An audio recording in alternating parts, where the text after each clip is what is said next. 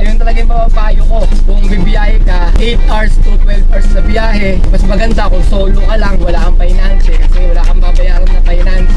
Pwede naman dito na solo driver lang kahit wala kang finance. Ang gagawin mo lang ay nagmamadali na kami mga parts na makarating sa may pick-up location namin na para pa kami ng LTO bigyan sa may C3 banda. So tinanong ko kung ano kailangan, yung sabi daw for inspection lang daw. Hinanap yung lisensya ko, ORCR, tsaka yung prangkisa. Dito kayo lalamove habang tumatagal tayo mga parts at maganda yung trabaho natin, good quality service yung pinapakita sa mga customer natin. Nagkakaroon tayo ng mga regular customer. Pag nagustuhan nila yung ano natin, trabaho natin, minsan sasabihin sa'yo, sir, baka pwedeng ikaw na yung maging regular tagahatid ko. Tapos mga rin tayo mga kapards na mga OFW na gusto nang mag-for goods. Gusto nila mag-for goods na dito na sa Pilipinas magtrabaho kasama yung mga pamilya nila, yung mga mahal nila sa buhay. Kaya kahit anong diskarte yan mga parts, mag-regular booking tayo or kumuha tayo ng mga booking kay Lalamove, diba? Basta sipagan lang natin sa trabaho.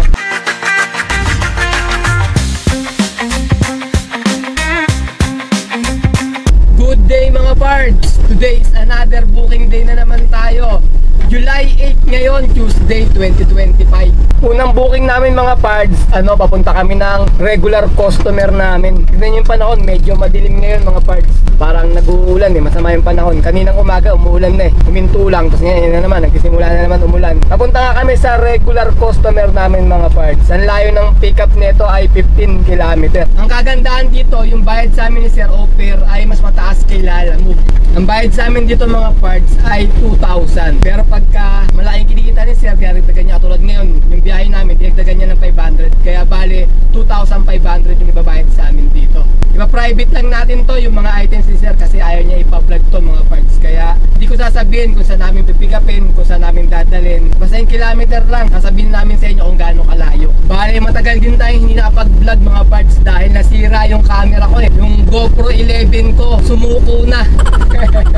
Kaya nagpalit tayo ng ibang camera mga parts. Kaya matagal kami hindi nakapag-vlog ni tatay. Ang nangyari, ipapagawa ko nga sana yung camera na yun. Kaya ang ginawa ko, dinala ko sa may San Juan Green Hills para maayos mga parts. Walang kayang gumawa ng GoPro natin doon. Kaya ang ginawa ko, no choice tayo kundi mangutang ulit installment. Ang utang ako doon, di nasa may Green Hills San Juan na kami. Punta kami sa mga camera house doon, mga tindahan ng mga camera. Ngayon nagtanong ako kung magkano yung ang kinuha natin, DJI Osmo Action 5 Pro, yun ang kinuha ko. Tinanong ko kung magkano. Pagkatapos, tinanong ko kung meron silang home credit doon. Tapos sabi na ayun sir, meron agent nilapitan ko ngayon. Ang ginawa, tinignan ako mula paa hanggang ulo. Kasi itsura ko nung parang lang mga parts, sinamang bahay lang ako dahil wala naman sa isip ko na maghuhulugan ako ng ng camera. Dahil ang balak ko talaga, pagawa lang yung camera. Kaso wala kang kayang gumawa ng GoPro natin dun Ngayon, nagtanong ako, sabi ko meron ba kayong 12 months na hulugan, tsaka yung zero interest? Sabi niya, walang zero interest sir. Tsaka 6 months lang, sabi niya. Ang namin, binibigay namin na installment. Tapos, tingin niya sa akin, ginaganon-ganon niya ako. Siguro isip niya mukhang di magbabayad to Kinakwenta ko kung magkano magiging monthly ko. Mahal mga parts halos pag 5,000, hindi ko kaya. Ito mataas to. Sabi ko sa asawa ko, sinama ko kasi si Mrs. Backrate ko, OBR natin. Tapos sabi ko, SM North na lang tayo. Lipat tayo dun sa dating kinuwanan natin ng GoPro. Dun kasi ako nangutang yung unang camera ko yung GoPro nga. Ayun nga, pumunta kami ng ng SM North para dun kami mag-canvas. Ngayon sabi ng asawa ko, ayusin mo kasi itsura mo. Hindi ka kapani-paniwala Sabi ko, ganito na itsura ko Ano mga ayusin ko sa itsura ko? Ayusin mo yung forma mo. Ginaganon ako. Ano bang gusto nila? Magsuot pa ako ng barong, mag-tuxedo pa ako, mag-necktie pa ako. Kahit magbarong pa ako, kung hindi magbabayad, hindi tayo magbabayad, dahil wala tayo pambayad Ayun nga, in-entertain naman tayo. Kasi tatlo yung pinagpipilian natin GoPro Hero 13, DJI Osmo Action 5 Pro, tsaka yung Ace Pro 2 mga parts. Maganda rin kasi yun Tinignan ko yung Ace Pro 2, sabi ni Mrs. kasi deep flip yung likod niya, yung screen niya, ginagano Sabi ni Mrs. wag yan kasi baka mamaya kakapip mo ng gano'n ng screen niya, hindi na gumana, mag-blackout na. Sabi ko, GoPro Hero 13 na lang. Wala rin silang stock nung nung single bundle. Meron sila yung Creator Edition. Tinanong ko magkano mahal 38,000 Maganda kasi kompleto na may mga selfie stick na may baterya, ganun. Tapos basta marami media mode, light mode, Ngayon hinahanap ko lang yung camera bundle lang, yung camera tsaka isang baterya lang. Kasi meron naman tayong mga accessories niyan eh. Di ang napili ko, ayun na lang yung DJI Osmo Action 5 Pro. I-testing natin ngayon yung camera ko na to.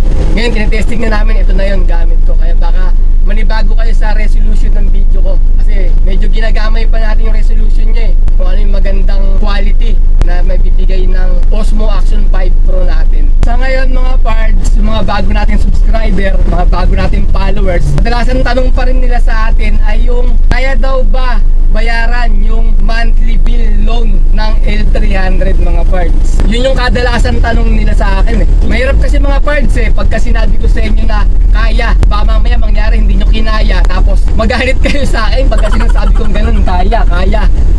Kasi dito, depende sa'yo, depende sa sipag mo, yung makukuha mong panghulugan mga parts, yung pambayad mo ng monthly. Kailangan talaga dito, masipag ka, matyaga ka. Kailangan mo rito araw-araw bubuno ka ng 12 hours mga parts. Lalo na kung may kasama kang pahinante kasi magbabayad ka sa pahinante, di ba? Kaya kailangan talaga araw-araw 12 oras yung biyahe mo para sapat yung kitain mo, or lalagpas ka pa nga minsan eh, pagkakapos-kapos ka pa eh. Kasi depende sa bato ng ano yan, ng mga booking. Kung marami, minsan konti lang, nakikipag-agawan pa tayo. Ang maganda rito, kung solo driver ka lang, wala kang pahinante mga parts, pwede kang bumiyahe ng 8 hours to 12 hours ganyan. Okay na yung kikitain mo nun, makakuha ka na ng pang monthly bill mo nun. Halimbawa, magtabi ka ng 1K araw-araw eh, di sa 26 days meron ka ng 26,000 nun, di ba? Eh kung 21,000 lang yung monthly na hinulugan mo sa L300, di may matitira ka pa ng 5,000. Ayun na yung magiging pang change oil mo, pang bilhin ng langis, pang bilhin ng mga filter para ma-change oil mo siya. Kasi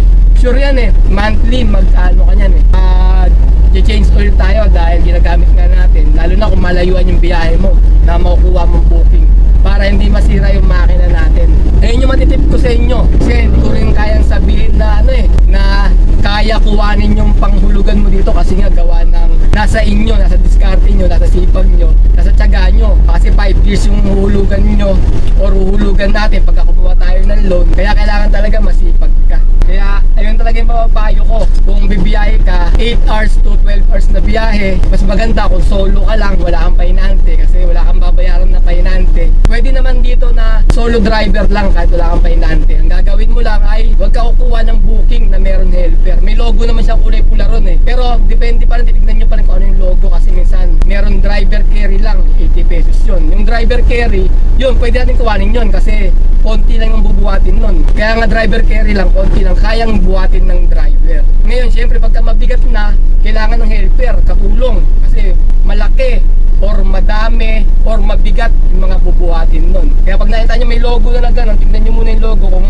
driver carry or helper yung hinihingi nila. Kaya kailangan talaga huwag kang kukuha ng helper para hindi ka mahirapan, kasi mamaya lang mangyari pagdating mo doon, malaki yung bubuhatin, kailangan ng katulong, hindi mo masasampa sa may sasakyan mo yung items. Kung driver carry lang, siguro mga kahon-kahon lang yung pabubuhat nun, nasalansan mo siya. Kaya huwag kang kukuha ng helper pagka solo driver ka lang.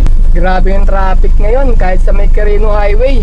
Dito na ako dumaan eh, sa may loob ng Katipunan Avenue, sa looban na Kings Point. Wala rin, traffic din. Wala tayong madaanan. Kanina pa kami, alas 8 umalis oh. 8:45 na. Nagmamadali na nga kami mga parts na makarating sa may pick up location namin. Napara pa kami ng LTO dyan sa may C3 banda. Nung tinanong ko kung anong kailangan, ang sabi daw for inspection lang daw.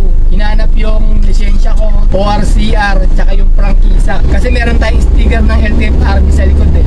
Kaya hinanap yung prangkisa. Mali pa nga nabigay ko eh, yung PA. Sabi niya expired na to ah. Sabi niya gano'n sa akin.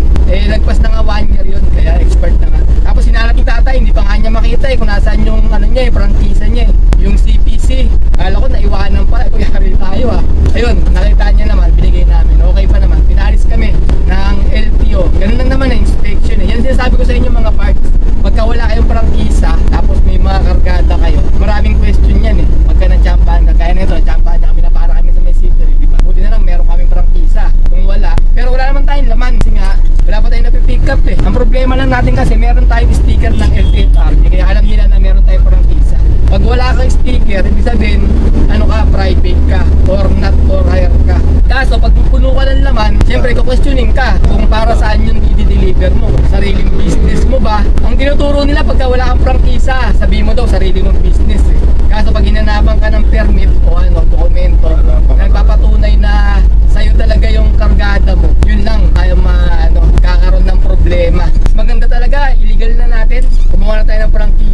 sabi nila, nakakausap ko yung mga bagong kuha ng mga prangkisa, yung mga bagong sasakyan ng mga LTFRB, yung mga L300 na mga Euro 4. Sabi ko, bagong kuha lang pa yung prangkisa mo pagka tinatanong ko sila. Ikaw ba naglakad? Oo daw, mga ganun yung iba ng mga nakakausap ko. Magkano naman? 5K plus nga daw yung prangkisa na sinasabi nila. Pagka rekta ka sa may LTFRB mga parts. Sabi niya, ganun daw yung nag-gastos daw nila. Yung iba naman, pagka tinatanong naman natin, sabi ko, saan mo kinuha yung ano mo, LTFRB mo franchise? Sabi nila, sa Lalamove daw, doon daw sila nagpalakan. Sabi ko, magkano nagastos mo?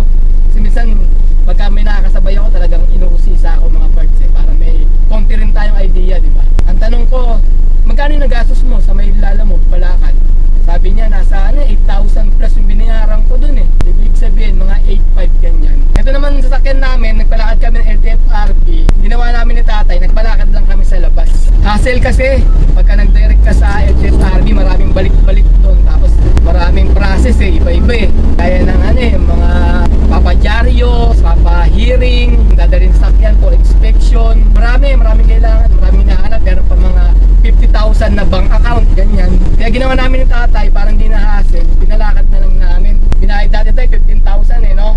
Yung palakad namin, sila na lahat ng bahala. Wala lang tayong binigyan na process kundi ID na lang. Yung mga lisensya ko, yung mga ORCR ng sakyan, gano'n na lang. Sinagot na nila lahat. Gano'n ang binayad namin doon, 15K. Pero doon kami pumunta sa merong pwesto. Mayroon kasi pagka tao-tao lang usap-usap lang sa mga chat, mga online, ganyan. Baka mamaya ma-scam tayo Pero depende sa inyo kung kaya nyo yung process sa may LTFRB para makamura kayo. Di, doon kayo, di ba, magkano lang, 5,000 mahigit lang.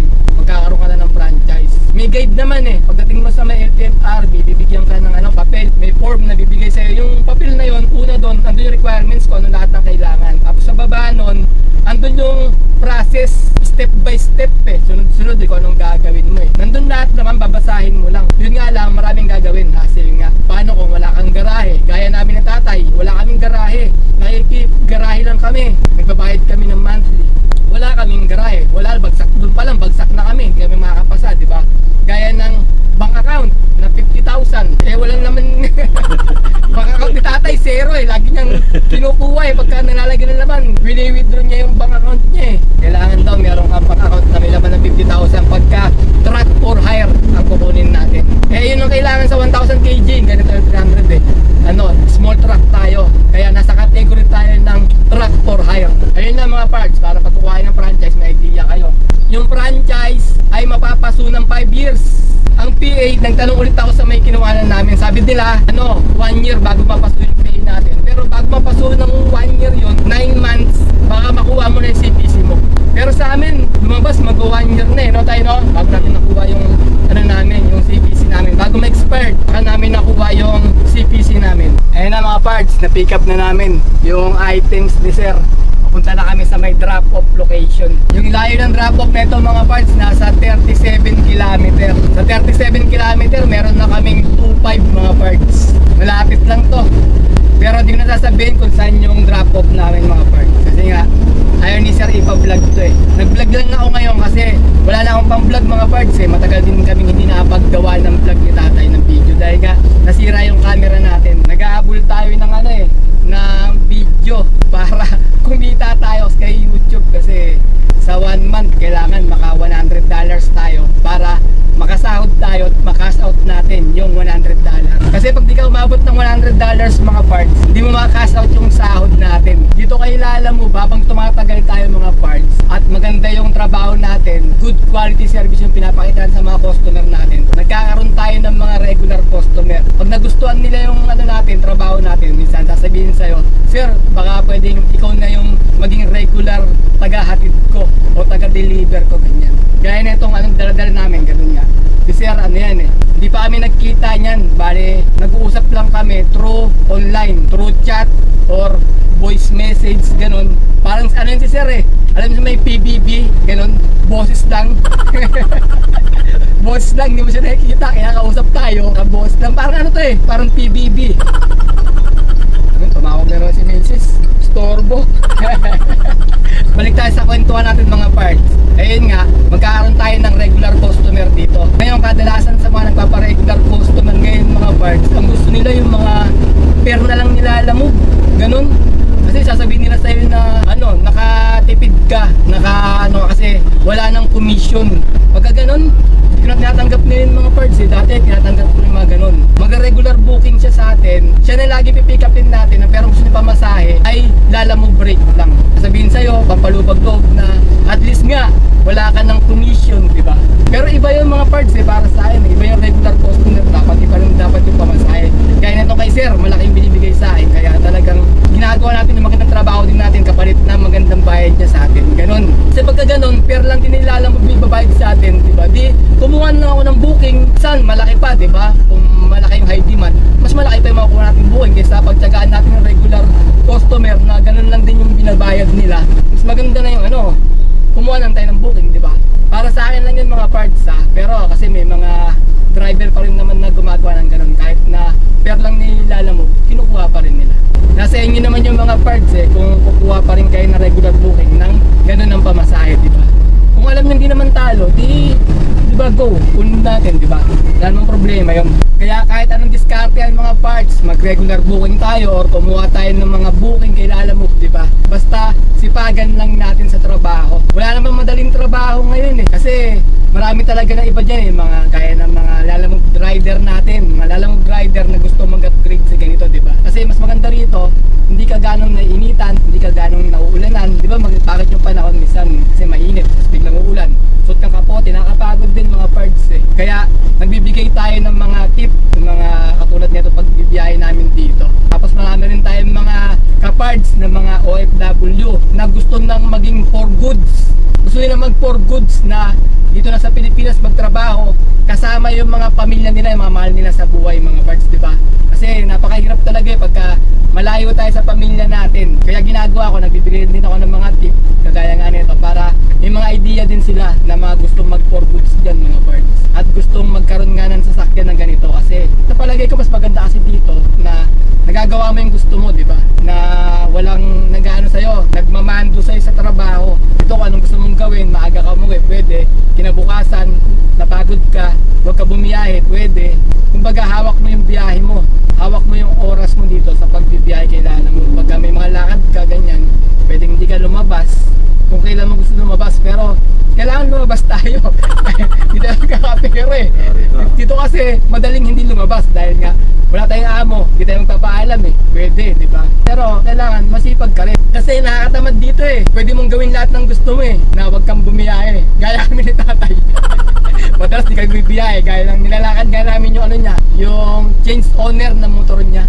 Kaya madalas di kami nakakabiyahe. Kahapon coding nilakad namin. Tapos sabi sa amin bumalik na ulit kami bukas. Dapat ngayon. Meron naman tayong deliver na regular customer natin. Pagpapabukas na lang namin yung paglalakad ulit. Kaya bukas walang biyahe na naman. Wala na naman akong vlog. Kaya naggawa ko mag-vlog ngayon Kasi nga bukas wala na naman akong vlog. Wala na tayong kikitain sa YouTube pagka wala tayong upload. Hindi tayo makakasahod. Kaya ayun nga yung mga kababayan natin, mga OFW, yung mga kapards natin. Sana makatulong sa inyo itong mga video na ginagawa namin. Dahil talagang napakahirap talaga magtrabaho sa ibang bansa. Malayo ka sa pamilya mo, di ba? Hindi gaya dito kasi pagka bago ka matulog, mahalikan mo yung anak mo, asawa mo, tapos pagising mo gano'n, mahalikan mo anak mo, asawa mo, di ba?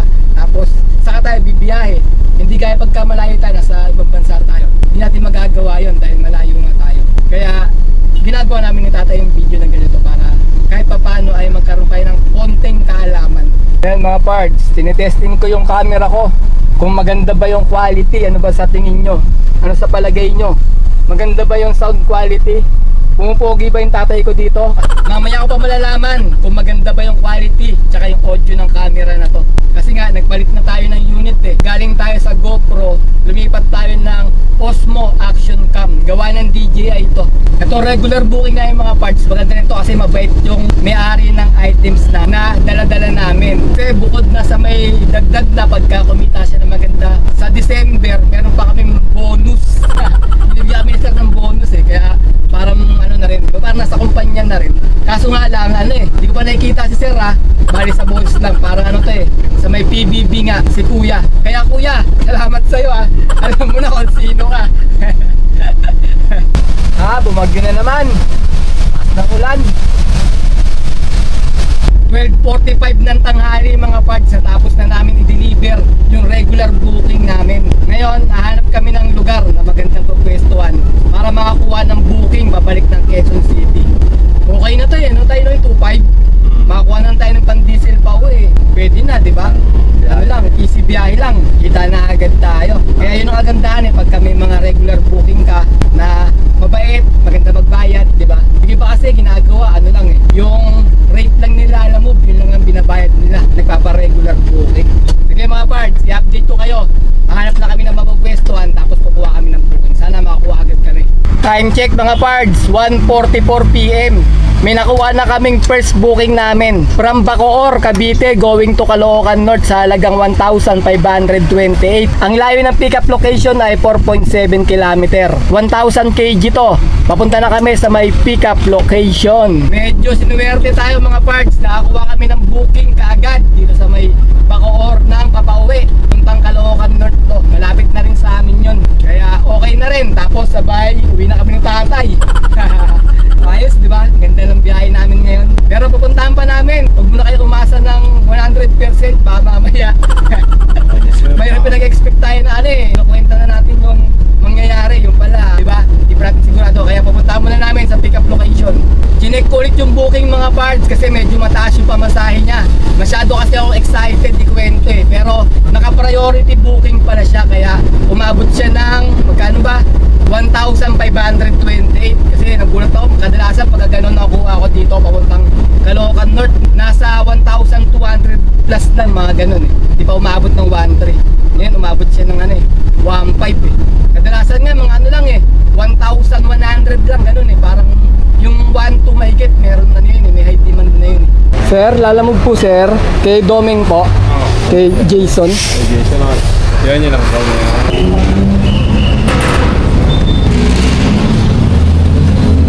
Sir? Hindi, doon natin kukunin na sa kabila lang. Sa kabila pa yan. Kasi ito tayo, pakano mo. Ayan, yan pala turbo. Hindi mo tayo. Dalawang bundle yan Ayan.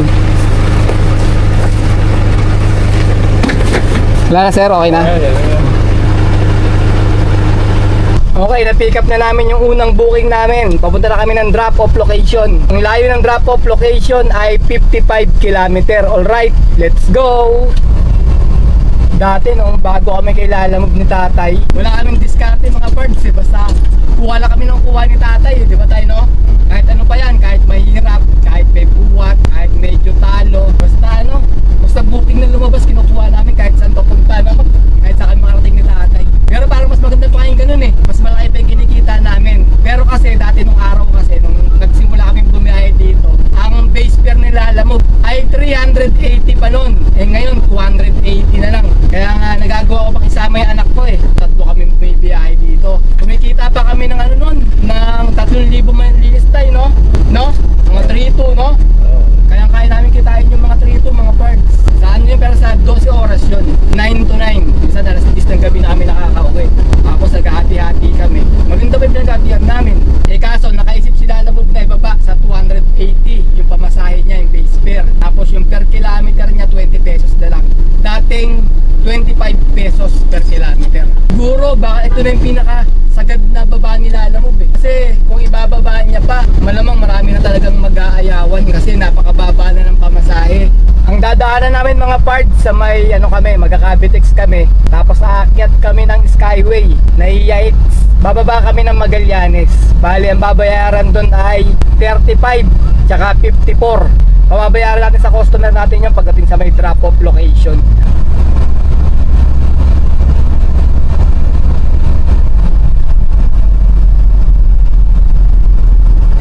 Pwede pa sana natin sabayan tayo no? Konti lang. Kaso nagmamadali ako kasi hinahabol yung oras. Birthday ni Maylin yun. Pinapaluto pa ako ng pansit. Pumasok Pag-uwi niya, kakain siya ng pansit. Kaya tayo mga parts ng Skyway. Yan, bakit na tayo dito para mapabilis tayo. Urgent din naman itong ni Sir Booking nila Nagmamadali rin sila. Pwedeng sabayan pero uwi kami maaga kaya hindi na namin sasabayan. Talagang priority talaga siya. Solo booking lang siya na iaatid natin ngayon Sa Skyway mga parts, ang cast lane dito lagi nasa kaliwa. Minsan nakakalito no? Pag sa NLEX kanan Pag sa SLEX kanan din. Skyway kaliwa.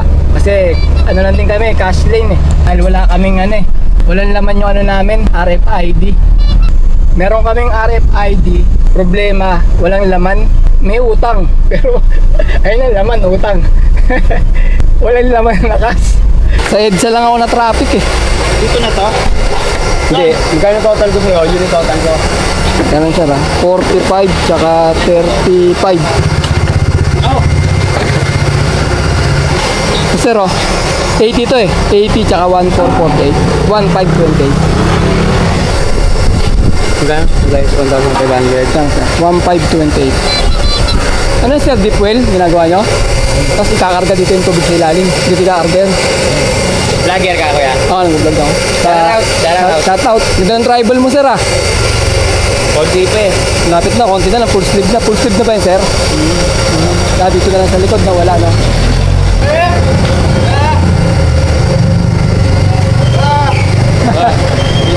Happy ko talaga. Pinutol, 10 feet. Paano mo sabihin yun sir? Pinutol, 10 feet.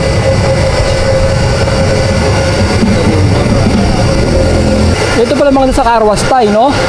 Sa carwash, pwede kaya yan? Para wala ka nang babayaran, no? Deep fill na lang. Life hacks yun. Yun. Okay na. Okay na, sir. Sige, okay, sir. Yes, sir. Salamat, sir, ha? Okay, mga pards. Income reveal tayo. Bali, naka-isang booking kami, tsaka isang regular. Pagsabahin natin yung kinita namin dun. Sa booking nila, Lamob, naka 1,298 kami. Sabihin na natin 1,300 dyan. Pagkatapos, i-add natin yung 2,500 na regular customer namin kanina. Bali, ang kakalabasan niya ay 3,800. Tapos, bawasan natin ng 1,000 na diesel, tsaka 100 na pangkain. Ulam lang binili namin mga pards, hindi na kami nagmerienda.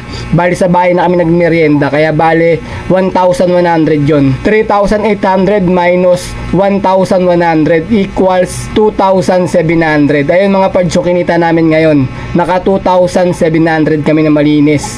Labas na rin yung pangkain, pan diesel, saka yung commission nila, Lamob.